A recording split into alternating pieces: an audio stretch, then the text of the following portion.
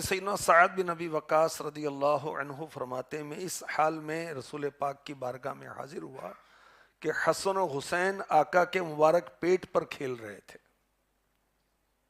عرض کی یا رسول اللہ آپ ان دونوں سے محبت فرماتے ہیں؟ فرمایا میں ان دونوں سے محبت کیوں نہ کروں، یہ دونوں تو میرے پھول ہیں۔ مولا علی مشکل کشا رضی اللہ عنہ فرماتے ہیں حسن رضی اللہ عنہ، امام حسن سینے سے سر تک رسول پاک سے بہت مشابہ تھے، اور حسین اس سے نیچے کے حصے میں نبی کریم کے بہت مشابہ تھے۔